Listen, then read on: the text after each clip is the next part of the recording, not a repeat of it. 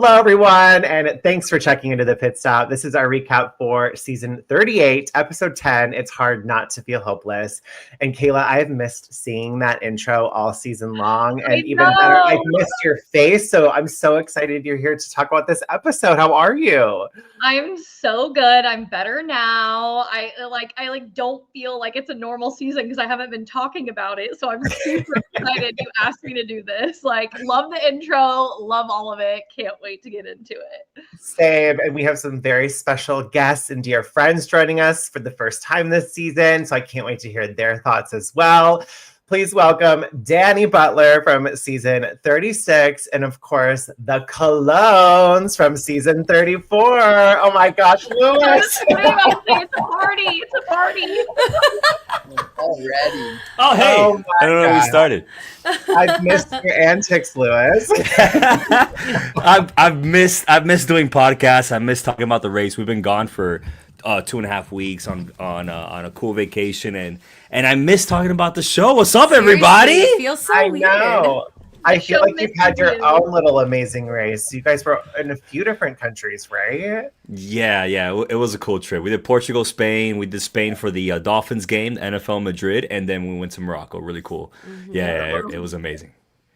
I love it. Danny, what's new with you? Yeah. But enough about us. Let's talk about the show. Let's talk about Danny. What's new with you, Danny? Oh, nothing crazy. I'm going to Over the Edge this weekend, which is in Florida. That's right. I'm so excited to connect with Lewis and Michelle and a bunch of awesome, amazing racers, Survivor, Big Brother, The Challenge. It's something, looking forward to it. Well, I'll have extreme FOMO. We'll send lots of pictures. Yes, please. Before we talk about the latest episode, I'm curious. We ask everyone when they join us for the recap, just like overall thoughts on the season so far. I mean, we're so close to the end. Lewis and Michelle, I'm assuming you've caught up by now. What are your overall thoughts on the season so far? Me, I'm really enjoying the season. I feel like it's since we know a lot of these racers. I feel like it's more, I don't know. I feel like it's fun to watch our friends on TV. Yes. I'm having fun watching Jag and Jazz dominate. I'm having fun watching Joseph and Adam not dominate and mess up everywhere they go.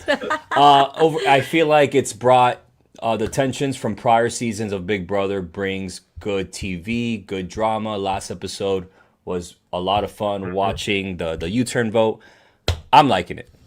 I just don't like the route. Obviously, it's only European route. I've had a few roller coaster moments. Like sometimes I'm loving it because I'm watching my friends and everything, and then there's times where I feel like, I don't know, the challenges weren't good enough or something like that.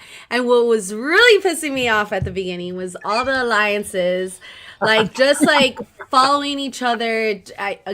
It's better for the contestants than the audience. We hate it because you're just following people and you get along so well. But I feel like these past few episodes have been better. They've been a little bit more cutthroat, leaving people behind, and I like to enjoy that. And Joseph and Adam being upset that Jag and Jazz have been leaving them behind instead of carrying them on their back.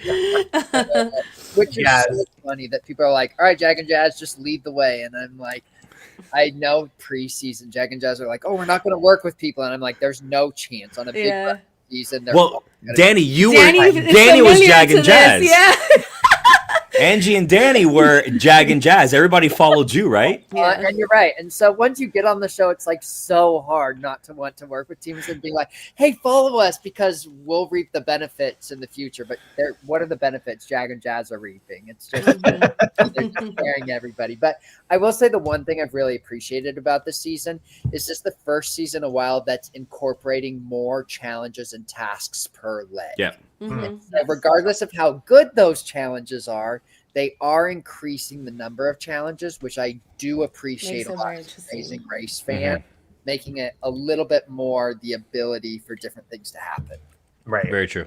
That is so valid. Cayla, what are your thoughts? So I'll be very honest. I was almost ready to boycott watching this season just because my how I started watching the show was just random people getting the chance of a lifetime, and for me, even though I truly love some of these Big Brother contestants, like Joseph, Kylan, like the ones that I've had the pleasure of meeting, love them. And like, I was like, oh my God, you guys are going to have like the best experience ever, you know? But then at the same time, I'm like, I feel like the Big Brother is like shoved down our throats. Like they're everywhere. They're on all TVs, and I'm just like, I don't know, like part of me, like the little like, you know, sassy, like part of me is like, oh, I'm so over it. So You're I was big like, brothered out. I'm big brothered out. Like I don't know. I just was like not really excited about it. So I very reluctantly started watching, and I was actually like pleasantly surprised. Like I will say Joseph and Adam, like they are carrying the season for me because I think that they are having the time of their life, and it shows. There's been so many funny moments. And yeah, just for me, the Big Brother carryover drama is actually what I don't like about this season, because it's it's like there's one thing in like forming alliances like throughout the race with these new random people, but because it's like existing relationships, it's just not sitting right with me, because like, and I get it, that's what you're gonna get casting a whole Big Brother cast, and it's a very unique season for that reason, and I'm sure a lot of people actually love it because it did bring like dramatic moments, you know, which I can appreciate, but I'm also kind of like, oh, but this is like not what the race is supposed to be. Like, I don't know. So I will agree with Danny though. I'm very pleasantly surprised about how much is in each episode. Like maybe some of the tasks are lacking in like difficulty level, but I will say like every time I'm like, oh, it's another route info. Oh, it's another detour. Oh, it's another roadblock. Like there's been a lot of them. So that's been nice to see. But yeah, man, for me, the following of people, it's just kind of like you're not setting yourself up for a final, in my opinion. But if I'm Jazz and Jag, yeah, I'd be like, yeah, sure, follow us because we're gonna leave you in the dust come the final. Like, sure, we'll carry a couple people to where I'm kind of like, yeah, I don't know, lots and lots of thoughts, but like overall, like I actually have been pleasantly surprised with the season. I just don't like the crossovers, if I'm being honest, for this show, for The Amazing Race, right? Like I want to see like the random married couple, the random like father-daughter experience, like having the experience of a lifetime, you know what I mean? But yeah, that's just my take on it. Yeah, I hear what you're saying. I mean, that's why I think Reality Clash season 31 did so well, is because you got a mixture of all these different shows. The Big Brother season itself, like it's fun because we know them. There's so many familiar faces, and obviously the personalities are carrying, you know, an all Europe season that I know. Their personalities are carrying it 100%. Yes. Yeah. And I think that's probably why they threw in this kind of theme, because this was ultimately the route. So it's like balancing like, oh, it's a lackluster route, but these big personalities will at least drive it. And I think we're definitely seeing that. I do think we lost some big teams early on that I would have loved to have seen gone a little further in the race. But with the teams that are left, like they're still finding ways to make it exciting, especially coming off that triple U-turn the week before. Like that was definitely peak Amazing Race for me. That is exactly what I needed to be kind of like tuned back into the show, because I was definitely checking out there in the middle. But a lot of that, and we've talked about this in our previous recaps, to me was just like a lot of the challenges not being equitable to all female teams. And you saw that with 3 all female teams going home back to back to back. And so that's to me another reason why I checked out, was just like, this is hard to watch. But overall, it's been fun for what it's worth, and I'm definitely looking forward to 39. That's all I will say. I'm liking that the producers are changing their tactics for the judging and the final result of like a challenge. Like, I mean, I know this was the last episode, but like the boulder with the Greek letters and everything, like people thought they knew exactly what they were doing and they were trying to figure it out, and they weren't allowed to stay in the boulder for a long time in order to memorize it, which I love that, because it like throws you off. And that's where you really see people like Tucker, who got off of the show because it wasn't his strength, which sucks because Yeah. I really like them too. So I funny. loved them. That was a jaw-dropping moment for me. Yes. Like that's kind of what got me. I was like, oh my God, this is why I love the race. Cause like for sure, I did not expect that to happen. So it's like there have been moments truly where I'm like, this is a great season and I'm super entertained. Mhm. I just wish it was with like Yeah. everyday people, I guess. But then like I eat my own words because I'm like, I'm so ecstatic Kylan got the opportunity. So happy Joseph got the opportunity. I haven't met some of the other ones face to face, but you know, it's for my friends. I'm like, oh my God, I'm so glad you got to do it. But then I'm like, well, wait a minute, like throw all of us in Big Brother. Can we do an Amazing Race Big Brother season where we're all in a house? Right. Yes. Oh my No God. thanks. You can have that. I'm not spending 90 days in the house. I'm good. What if I'm there? Yeah, that'd be great if I had my wife there. I could have sex with somebody. I'm like, Hey. gosh, dude. I think it's here. Well, let's dive right into episode 10. Teams at the start are told that they will be flying from Athens to Milan, Italy. They have to book their flights through a travel agent. And I always love when we see teams go to these travel agencies to book their own flights, because now we see Taylor and Kylan, they're the only team that weren't able to get on this first flight to Milan. And I think they were about 40 to 45 minutes behind the first flight, which I do think obviously adds added pressure going into a lag. You can tell that Taylor definitely was not excited about it. But I was actually kind of surprised with Taylor in particular, when she said like the other teams who chose to U-turn us don't exist to me, and that at this point they're just pawns. Like, it's really just not that deep. And I'm not trying to be an asshole, but like that comment turned me off. Like, it just come on. But you have to think of You like are Big Brother, of all people, you should understand. Like, you've got to play the game.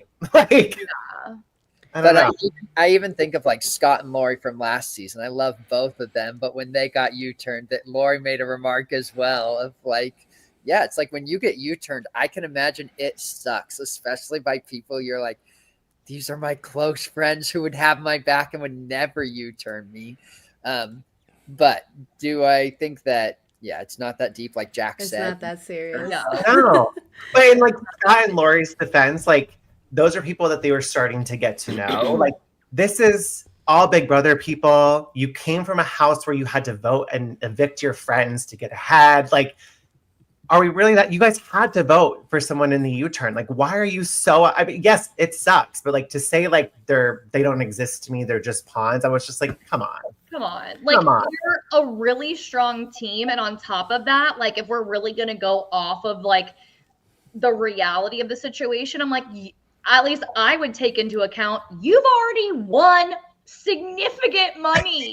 Like, it's my turn. You got to be U-turned, you know? Like, come on here. I mean, and not only that, it's like 3 teams are being U-turned at that point. Yeah. If it was you by yourself, okay, Yeah. Yes. get really mad. But you have other people with you. It's Like, not that so bad. specific. And also, everyone's starting off on an equalized leg. Sometimes the U-turn's in the middle of a leg, and you might already be an hour behind, and then show up and find out your U-turn, then be pissed. Like, Exactly. And these U-turn tasks were not that difficult. Like No. each one was short. So if there was a time to get U-turned, these 2 tasks were pretty much Correct. the time to Yeah. get U-turned. yeah. Yes. But I yeah, that's less feel of it. like Taylor's like out of her comfort zone being on the race, and she's just taking offense to everything at this point. And also, again, there is history with a lot of these teams. So I do think in this type of regard, and I said this in last week's recap, and maybe you guys can correct me if I'm wrong on this, but if this was an all Amazing Race alumni season, like, we all know what we're signing up for in a U-turn vote. Would it suck? Yes, but no one's going to be like that. Like, it's a U-turn vote. Like, you have to do it. But James, you would never U-turn me, right? I mean, He Louis. told me already he would. James, I will never talk to you again, you pawn. Guys, Will and I hate the U-turn. It's so Oh awful. yeah, they would never use it ever. Danny, you too. It was such a good episode that we're still talking about it. And can I bring this up? Yeah, it's all right. Joseph has to pick between his best friends and his ex. His best friends and his ex. She's your ex for a reason, dude. Like, she's your ex-girlfriend. You're not supposed to have a relationship with her. Like, you know, go with your best friends. Right? Am I going crazy?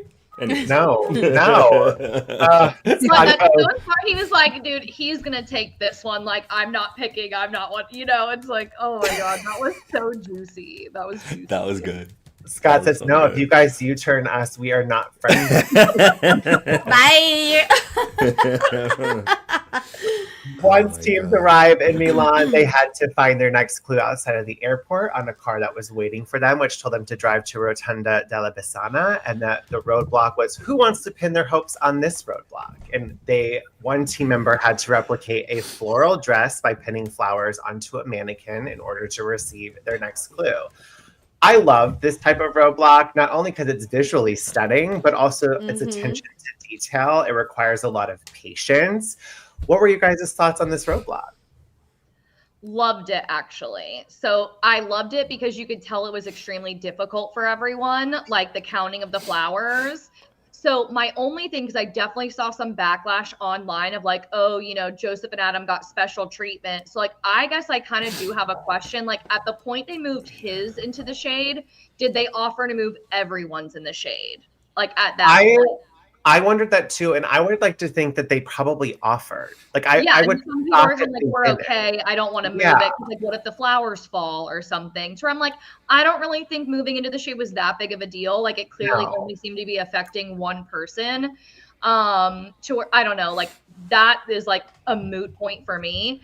But no, I really liked it. And I also liked that when she's like, nope, wrong amount of flowers. Because sometimes they'll tell you like, nope, like when they did like the mud, you know, he's like, oh, this one's got to look like this one. Like they kind of guide you in what to correct.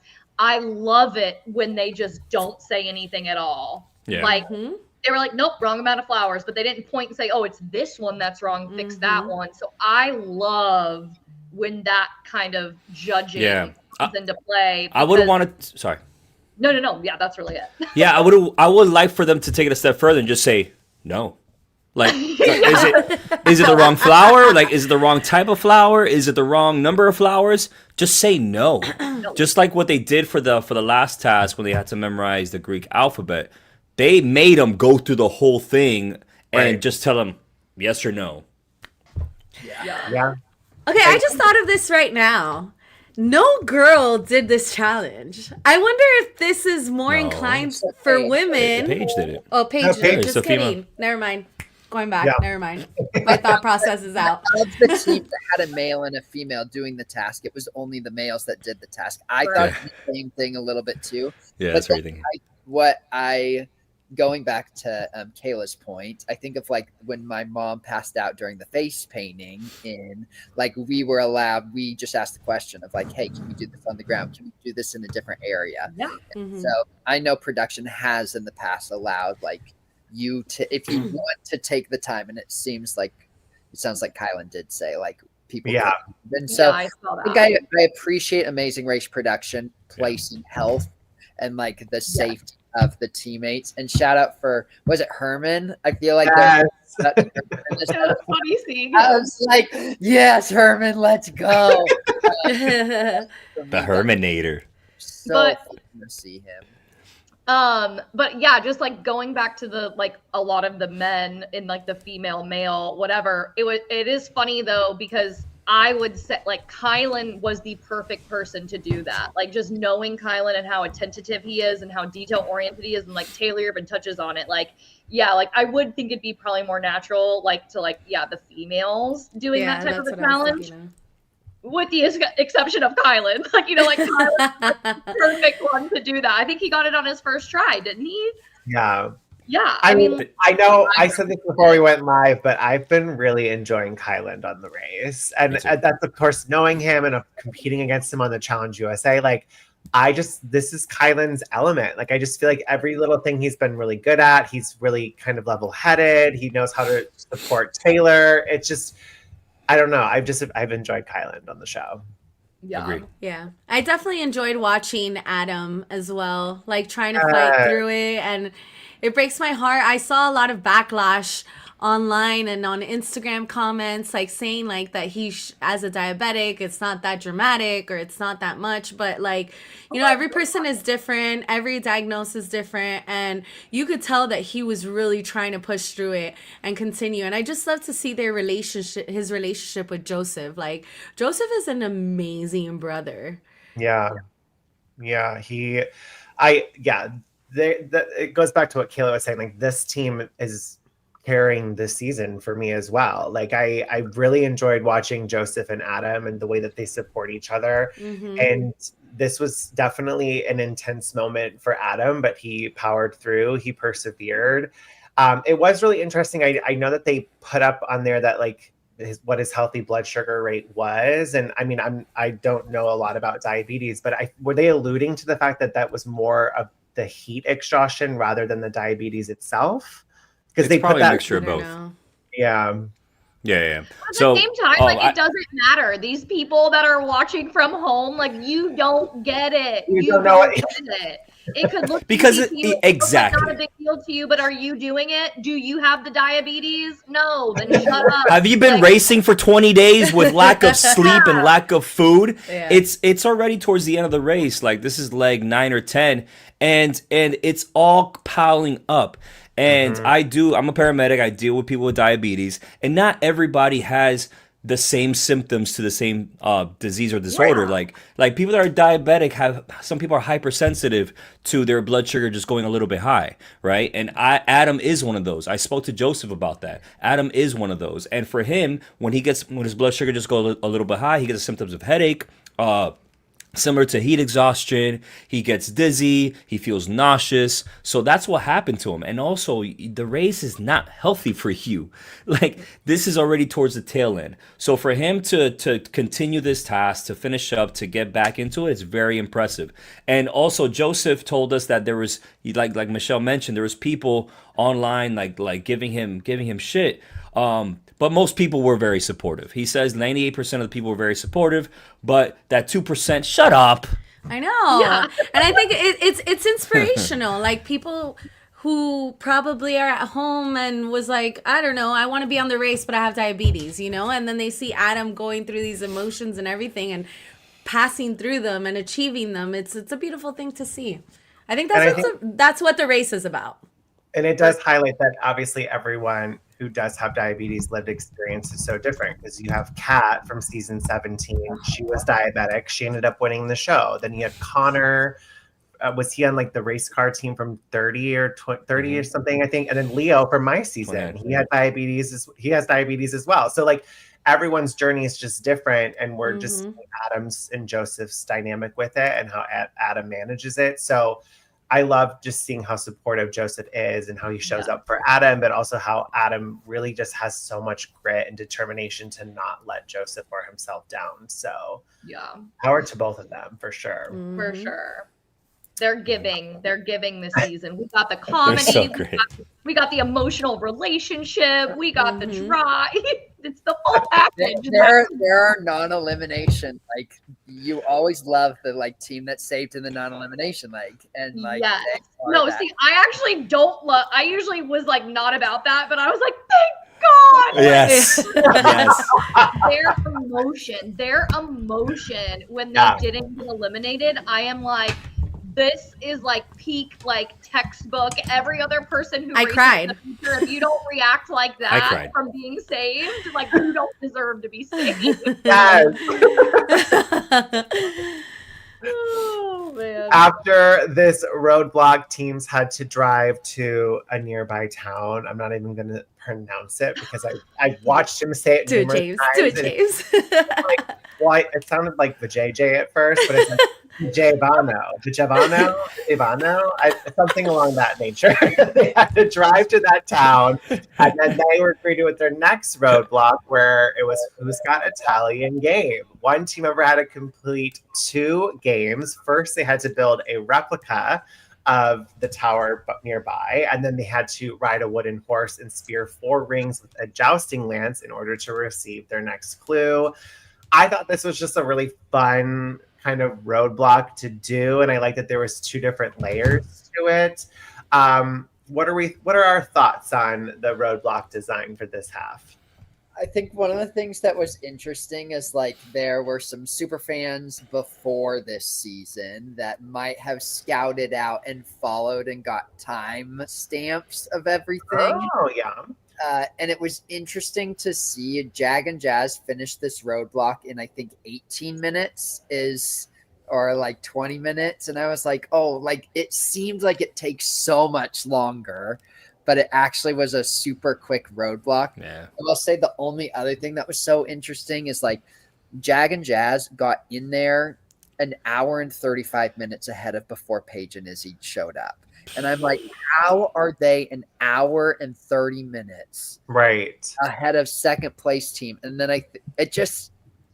I'm just like, how are they so good? Yeah. It's navigation, I think. Navigation. Like I truly think like I've really paid attention. Like they take their time and they've commented on it. Like they're taking books worth of notes for these like directions. Like they're not just quickly getting it. And like when I say quickly, like I feel like we were pretty quick. Like I want to know the turns. I want to know the miles, like how long for each thing. But like it was a fairly quick process. And I'm like, worst case, we can always stop again. Whereas like I don't think they're stopping twice. Like they stop once, they get all the info and they get there flawlessly every time. Yep. To where it's like even though they're not showing some of the other people having mishaps, getting directions and getting to places, they're probably stopping multiple times, still on track and getting there. But like that 5-10 minutes of stopping and getting the releases and everything, like that starts to add up. And I think that Jag and Jazz are doing it once. And they're doing it perfectly, and they're never having to stop again in between each section. Like, I just think that's slowly piling up and gaining them more and more time. Yeah, and on the opposite side, you have Jack and Chelsea. Like, why? Oh my God, Jack! I love Jack. I'm rooting for him. He's a firefighter, but dude, he's the old head. He should know how to navigate and get to point A to point B without GPS or nothing. But why are they getting so lost? It drives me nuts. They went around in a circle and ended up back at the task. How do you do that by accident? Like, how is that? Like, how do you? I don't understand. Yeah, Lewis asked me. He was like, "Did they get directions to the place that they were at before?" I'm like, "No." Did they get the wrong? Like, yeah, they were headed they towards put the wrong the address next in the place. GPS? It wasn't like they were going. I was rooting for Jack. I was rooting for Jack. Do you guys know Jack was on Wipeout? I just saw that clip posted on It was so good. Yes. He looks great. It's 2011. Oh my God, Jack Baham. I'll show you later, Cayla. It's I great. need to see it. It's so funny. Yeah. And it's fun watching other racers go on other shows like Danny on Price is Right. Right. So going on a little bit more with Cayla, what you were saying with Jag and Jazz, I was actually looking at the spoilers and I saw a clip of Jag and Jazz reading the clue. And they were pre-reading the clue. Yeah, they were reading it so slow and they were making sure like of all the details before they even headed off. And I feel like that was like a mistake that Lewis and I would sometimes do. We were so rushed to like get out of there. It was like, okay, what's the next place? Let's go. Like, what are we going to do? We wouldn't even like, we'd be like, okay, it's memory and this. Let's go. No, and they actually, like, I saw them reading the clue in like one of the clips that someone took of them. They were going really slow and then figuring out how close one of them was or like the distance. Like they are taking their time on things, and I feel like that's what's making them even better than everybody else. Yeah, because your natural state on a race is to like be quick and to rush, right? I mean, and I'll never forget it. Phil said once, he goes, "This race can be won walking." I've heard of that one too. You're not going to make like typically walking, you're not going to miss a turn, you're not going to miss a little symbol, whereas if you're running, you're not paying attention as clearly as you were walking. Yeah. That's wild because I was the same. I was like, rip it, like rush and like get in the car and then we'll figure it out kind of thing. And I feel like we were very rushed the whole time, but Shout out to Jazz who's in the chat and says, number one rule, read your clue. I saw someone else in the comments say they wish that the targets were smaller. Yes. So I was kind of like, okay, I can see how that can make it a little difficult. Like, not saying that I'm glad that Paige and them had a little mishap and they missed one, but like I'm glad a team missed one because it made it look like, okay, there probably is a little bit of difficulty. I think Taylor missed one too. So yeah, I can see like maybe making them smaller would have made it harder, but And running faster, like having those guys push them a little bit faster. I feel like they were going slower for Jag, and they were like, "We got to make this harder." And they said, "All right, production told them to run faster." Yeah, I'm like, how I'm just trying to think about other ways they could have made this roadblock maybe a little bit harder. Because what I liked about the first roadblock is that it was a bunch point. We did see all the teams there at one point, and it's fun to see the pressure set in. But the second half of this episode, that's where it falls flat because it's all these teams get separated by time, and then the rest of the episode is fairly predictable. So I just like, what could they have done to make this just? I mean, Danny, you are a resident like game maker. You love designing. Yeah, Danny. How would you have made this a little bit more Two challenging? jousters. maybe Two of them. Maybe more puzzle pieces. They were just like 4. They were just like a box. Yeah. There's a box and a box and a box with a top. It was a big box, and so I think even having like extra pieces with the design of the shapes being different than the example. Yes. Where you have to like look at the example and then you're coming back. However, that would be like 2 design challenges back to back. Right. But I think anything that's like attention to detail and something, I think just elevates challenge.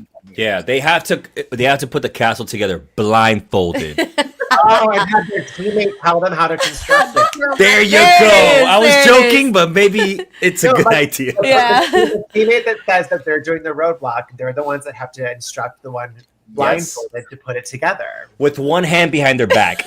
or in a suit of armor. Yes, they're just clunking around. Like a heavy suit of armor and then that's down the good. ladder. That would actually be really good. Wow. I think they should hire some racers to test out their challenges before they go off. Good thing, Michelle, but like, what do we know, right? We're just fans. We're just fans. After this roadblock, they had to make their way to Mulino di Morabassa, where they had to assemble a self-supporting bridge that was designed by Leonardo da Vinci to receive their next clue. It was another building-related task, especially coming off putting together that puzzle of the tower. But going back to what you mentioned at the beginning of the recap, Danny, about more tasks filling in the leg with these longer episodes, it was nice to have another route info task or something before they got to the pit stop. What did y'all think about the build Da Vinci's bridge task? I loved it. I think it was good. I wish it was a little bit harder, and I guess we'll talk about. They should have done it blindfolded. No, I really enjoyed it because I feel like there was no instructions. I feel like there was nobody to show you how to do it. That was cool. And it was something different. I feel like I've never seen this before. It's cool to see a bridge be elevated like that. Like, that's so like. Okay, wait a second. Is it built from the middle to the sides, or from one side to another? I think that was what they had to figure out. I thought they should have gone middle out. One side to another is technically how it was built, but then you saw, was it Kylan and Taylor? They kind of did 2 and brought it together, I think. I mean, it was kind of cool to see that it worked for them, but just like to your point, Lewis, like there wasn't a demo, so it's like you just had to figure out how to make it. And I mean, people figured out how to make it multiple ways, even though I think it was intended to be one side to the other, because that's what Paige said. She's like, oh, remember, she was like, oh, I've watched this, like I watched a YouTube video or something, ironically.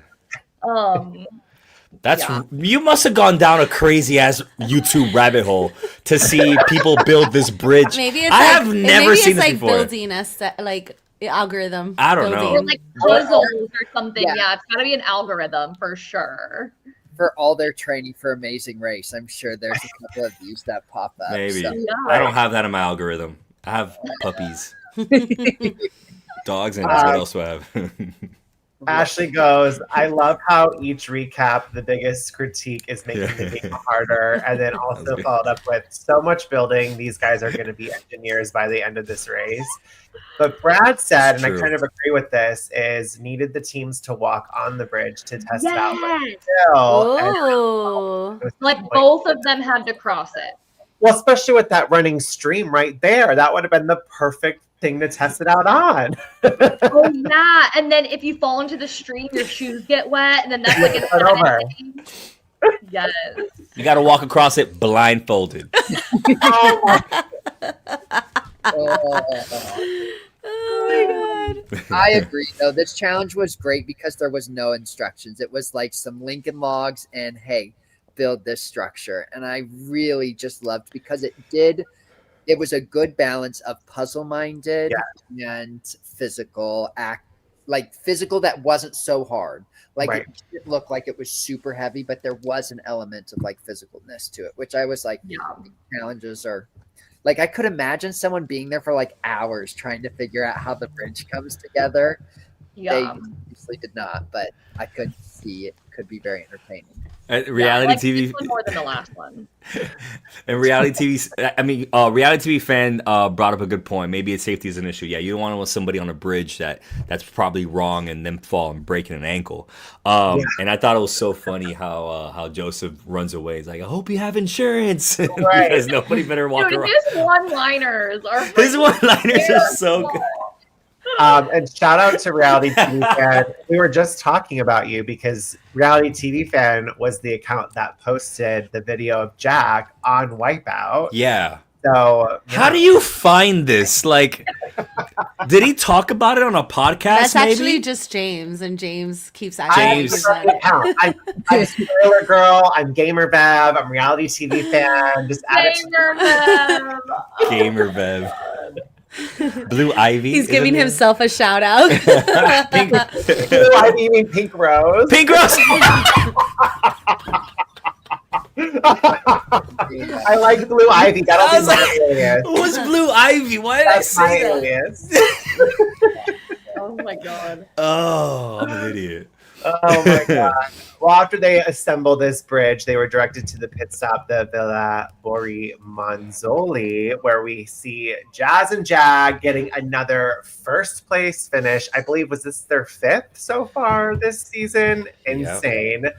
Followed by Izzy and Paige checking in 2nd. In 3rd, Joseph and Adam. In 4th, and very relieved, was Kyland and Taylor. And sadly eliminated, we say goodbye to Jack and Chelsea, who checked in last. Oh, I can't believe we're down to our final 4 teams. I know. It's not the final 4 I thought we were going to have, to be honest. But I mean, it's cool. Like I am happy because with how predictable some of these first place placements have been, like, yeah, I wasn't expecting this to be the 4, but like I am kind of happy about it. Now we're talking, Jazz. Yeah. Drive blind. I mean, saying goodbye to Jack and Chelsea, I really like their relationship throughout the show. Like, I love that they're tough with each other and they just give each other like a rough time. So I want to say there's only been one firefighter that's reached the final 4. Oh. Blindfolded.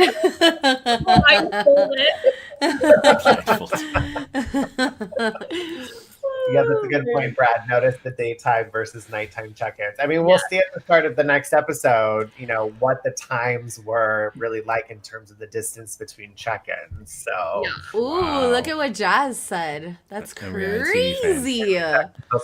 Wait, Jazz wrote the same thing that Reality TV Fan wrote. Maybe Jazz is Reality TV Fan.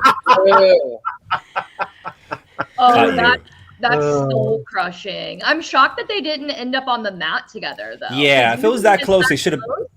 Yeah, interesting. Unless they stopped them from getting there, like they were like, they've never done that. Well, on our season, when Will and I checked into a pit stop, they Phil asked us a question. He's like, actually, the next team's coming in, and they rushed us off the pit stop. So I don't know if they choose when to But 45 seconds, a minute. they're not going to just rush you off. Yeah.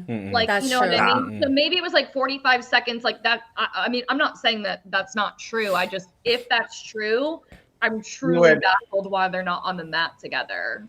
Yeah, it's not true. Kayla's about to cap this. Yeah, it's not true. Yeah. They probably got off the mat and then showed up 45 seconds later, but they were probably talking to Phil. I do know that fans in the video cameras that caught them actually caught them. It was like 1 minute and 15 seconds. Ooh. But why would they edit? Yeah, I wonder why they weren't both on the mat then. That's so weird. So not sure about that because it makes sense for them unless they wanted a good moment with like Chelsea and Jack at the end. Like that's all fair. Hey, this is like a parent-child team. We want like their moments at the mat by themselves because See, I don't know. Like from a viewer standpoint, for them to be that close, that's also I would want to see that. Because, like I would want to see that. Like that's wild. How do you not show that? That's crazy to me. I mean, maybe that's just I totally get wanting to like have them have their moment, but it's like you can still give that to them, but like I don't know. Like how do you not show that? I guess that would make sense, especially because at the roadblock, like Chelsea and Taylor were like duking it out with those games. Like it was neck and neck between those two teams. So to see that closeness at the end, I think that's valid, Cayla. Yeah. That's insane to me. You saw what Jazz wrote? Jag and I got in a car crash on the way to the pit stop. Whoa. These guys could have gotten in a car crash, gone to the hospital, checked out of the hospital, and gotten to the pit stop before the other team. So they would have been fine. Been blindfolded. Maybe we weren't so freaking fast, guys. They would have showed it, but it didn't add any element of surprise. We're still that far ahead. Reality TV fan said, I would want to see that. Why would you not show that? It's a question I've been asking about a lot of things this season, unfortunately. It's true. I feel like a lot of good, juicy, like meaty story moments have been left on the cutting room floor. But that's because we hear, stories from all the teams. And it just, there's a way to edit it that I feel like they're missing out on. Yeah. Well, next week, in 2 nights from now, in the penultimate leg of this season, the final 4 teams will be racing through the Moulin Rouge, the Eiffel Tower, and other iconic Paris locations on The Amazing Race, as this says on CBS Press Express. The penultimate leg, to me, is always the most stressful leg of The Amazing Race, and I think there's something about that leg in particular that's just it makes you a little bit more on edge. Yeah. Like as a racer, you could be flawlessly racing the whole entire time, but it's just like it's like it's like a weird mental pressure that like maybe you weren't feeling until now, where you're like, wow, I ran a really good race. Like it would suck to mess it up right before making the final. Like obviously you're going to have pressure on the final, but then you almost don't think about it like, oh my God, what if I don't make the final? Like I should, but woo. I definitely made a huge mistake on our semifinal leg. Penultimate what? Yeah. I didn't read the clue all the way, and we lost our lead, and it's so disappointing. And I feel like once you mess up, it's like it's on you the whole entire day. It's just dragging along. 4 years later, in my case, it's still on me years later. PTSD. Well, with the 4 teams we have remaining, Jag and Jazz, Paige and Izzy, Joseph and Adam, Taylor and Kylan, who do we think are going to be the top 3 teams to go to the finish line? I mean, I'm sorry, I'm very biased. So, like, we had a lot of friends that we are watching. So yeah, but they're our friends. But Joseph and Adam are sloppy. I know, but I would definitely. They shouldn't be in the final. I'm rooting for Jag and Jazz, Joseph and Adam, and Kylan. But who do you think is gonna go? Is it like who do we want to see? Yeah. Oh, you're right. Or who do we think is gonna be in the final 3? They could both be the same. Let's say who else is going to be there besides Jag and Jazz. That's the question. Yeah. Mm-hmm. So they have to make a huge mistake to not be in the top 3. Which they won't. I have full confidence that they won't. Yeah. No way. I would love to see Paige and Izzy in the top 3. Me too. Not only for the queer representation, but just the final female team standing. Like, and they really they keep talking about this. It's just a theme for them throughout the whole season, being the underdogs. And you always, when you watch these shows, you root for the underdogs, and there's always a chance the underdog can come out on top, which I think would be a really huge twist and turn of events, because I think at this point you feel like Jag and Jazz are the front runners, but imagine like a Paige and Izzy coming out on top at the end of the day. It would be like, whoa, especially because they've had this competitive rivalry all season. And they just got second, so they're going on really good. Like I said, they're on a momentum path. You know what I mean? To where it's like if they can kind of keep up the momentum, it's just going to be. Is it going to be Joseph and Adam who are just like too sloppy, or is it going to be Kylan and Taylor? Because like sometimes I feel like Taylor can lean on the emotional side of things. Not saying that that's wrong, but like you make a mistake and then you're emotional about it and can't get back on track. Which I mean, Kylan's a great partner in that sense.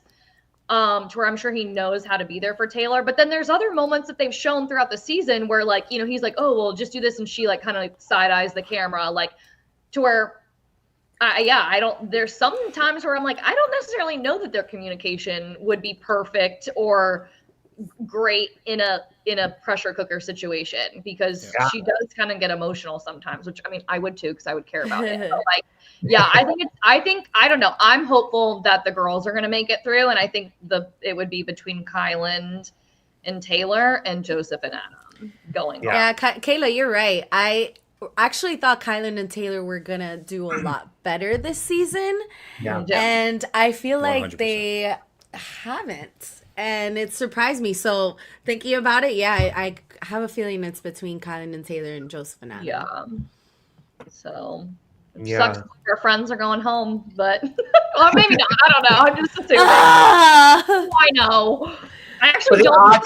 The odds in one of them winning, it's greater. There's still a lot of. Well, I'm actually gonna. Jag and Jazz are coming down to Miami, so we're gonna have a semifinal watch party in Fort Lauderdale on Wednesday. So Jag and Jazz and Joseph and Adam will be there, so I'm excited to watch it with them. Fun. So if anybody's in Fort Lauderdale, I gotta work. I won't be there. Oh, quit. Gosh. Like, it's gonna be a week-long FOMO for us.